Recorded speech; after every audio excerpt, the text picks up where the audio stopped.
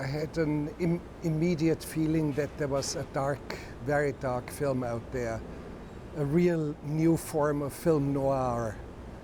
And sometimes it's very strange circumstances, historical, cultural circumstances point to doing that. Like in the late 40s, early 50s, you had the great Humphrey Bogart dark movies.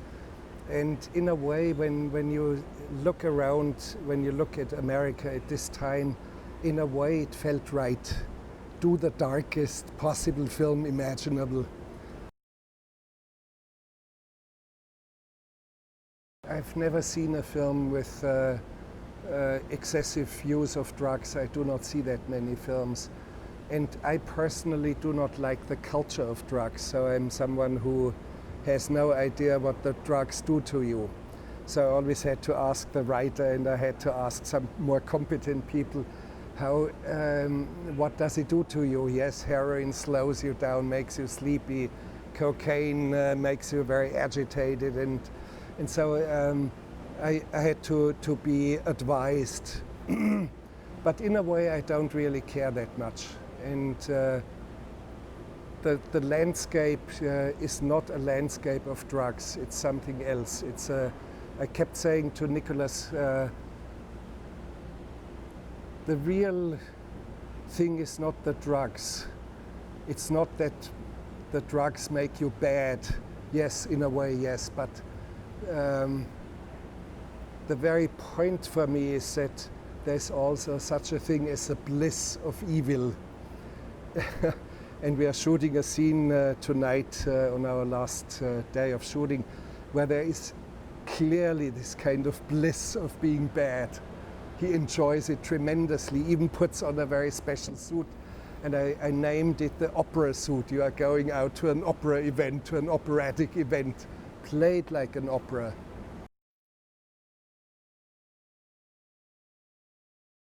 In a way, this very delirious fever dream image is something that comes from a demented mind, something that comes from someone who is under drugs, under delusions, under strange deliriums, that this in a way is the epicenter of the film.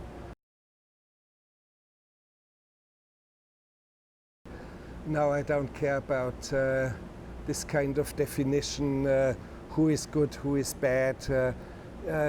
Actually, his real evil, his real bad behavior solves an almost unsolvable case.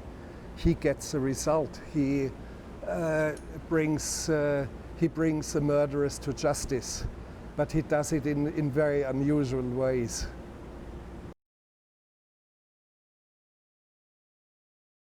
I think from the outset it was clear that we should collaborate on this film. And as far as I understand, Nicholas would only sign his contract if I signed up as director. So that was a very pleasant sort of moment, and I thought, no matter what we are going to do, this is a wonderful opportunity to work with the best of the best. So, and it has been very, very rewarding, and we have been very, very intense. It's a mutual agitation of mind, and I think the two of us were a very good match to do this. It eluded quite often every bystander, everyone who was involved in the film, including the cinematographer, who was only at arm's length. Sometimes he would not know exactly what was going on. And sometimes there were some moments where I was so surprised that I laughed out loud. Sometimes I do it when I expect it, and I gag myself with a handkerchief, and I become purple in my face, and I hold on, and I do not explode. But there was one incident where it's in the sound, and I ruined the sound because I laughed out loud into the end of a scene, which we had to repeat because of me.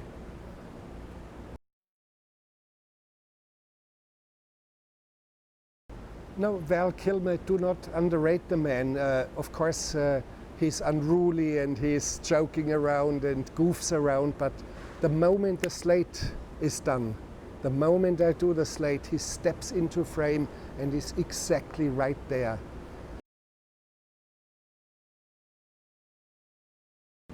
I said to her in our only meeting that we had before the shooting, I said to her, because she was kind of nervous and didn't know how to handle the situation, and I said to her, I will take you where you have not been before.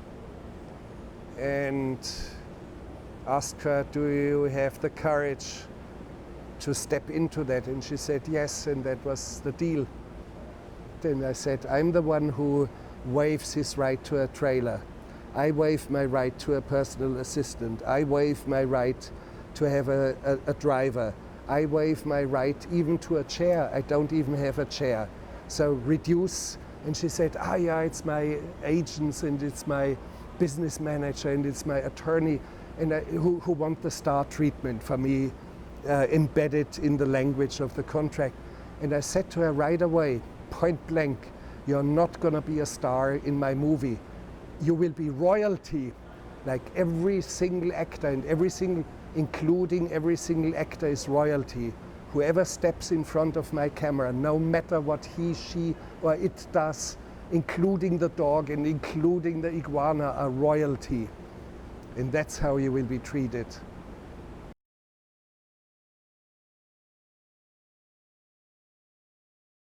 I want to set the cultural climate of what we are doing, and I always said we'll work like surgeons.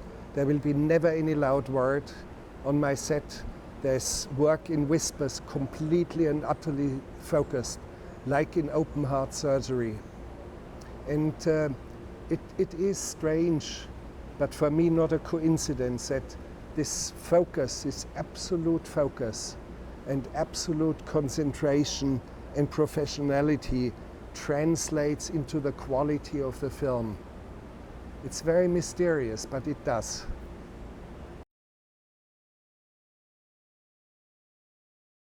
When I first read the screenplay, I had the feeling this is a comedy. And in a way it is. You will see there will be a lot of laughter, but it will be a strange laughter. It will be something where you do not enjoy it like a joke and you laugh out loud. It's probably a very, very bleak, very dark humor. And I'm sure that audiences will sense it.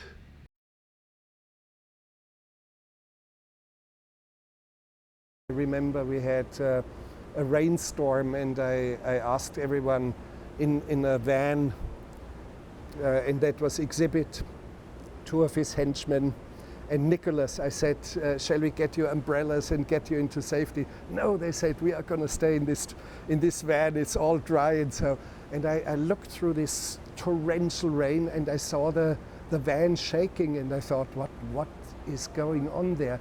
And then I realized they were joking and laughing. They laughed so hard that the whole van kept shaking. So I knew this was good. Let's wait until the rain is over. And then the moment the rain is over, the last drop falls and we start filming, and they're dead serious and they're completely in the scene.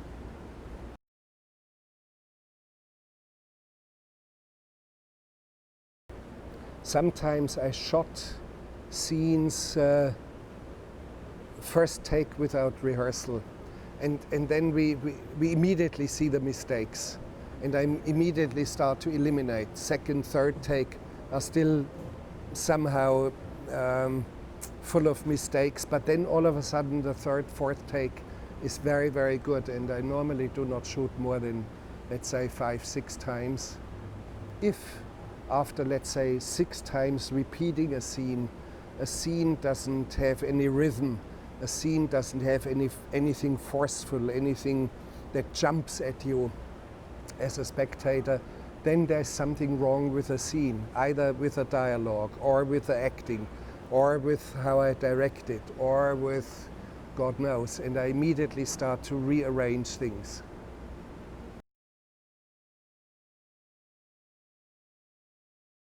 I like to do the slate myself. I'm always the last one to move out between the camera and the technical apparatus and the actors on the other side. And I can tell sometimes I would have the sound rolling and I would sense Nicholas is not completely there and he's still working himself into it, and I would just look at him because he would be that close to me, and I would know, wait, and I see him and I nod at him and he nods imperceptibly, and then I do the slate and I move out. So it's never anything mechanical that I'm doing when I do the slate. It's not naturalistic because I do very stylized films. No, it's not naturalistic, but it's an attitude of work. An actor must not try to find the light here and there because it's half hidden, and in very, very few instances when we have extremely narrow sets, yes, there's no other alternative because we do not have much options how to hide a reflector. So sometimes, yes, and I say, just if you shift your weight from one leg to the other, your face will move that far and you catch the light. So sometimes it's technical, but normally the light has to find the actor and the camera has to find the actor.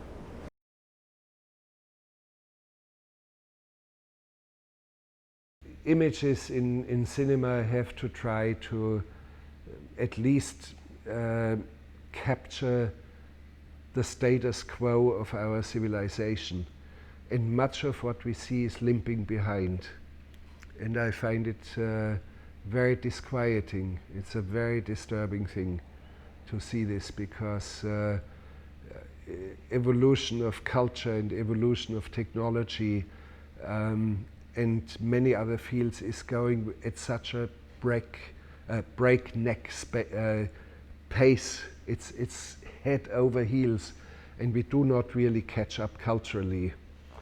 And in a way, I think movies should do that, or should try that, and create some deeper insights that are a little bit beyond what we normally see on television, for example.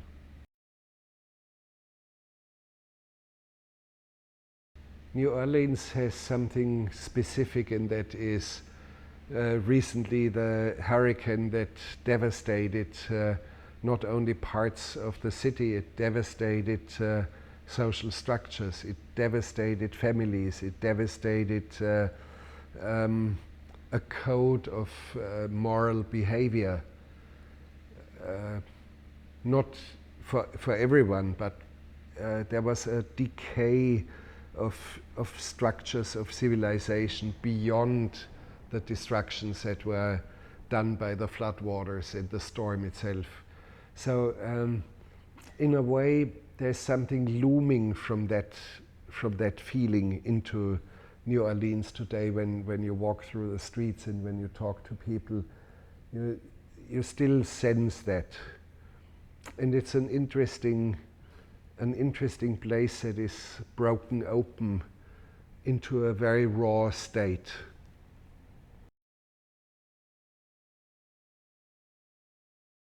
I couldn't even distinguish who was New Orleans and who was from Los Angeles. Or we have Austrians in the crew, we have a German in the crew, me. Well, I can only say very competent people, very, very motivated.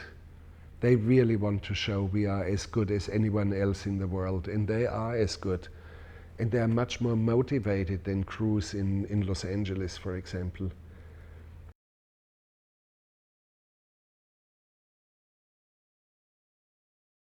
Films do not create a family.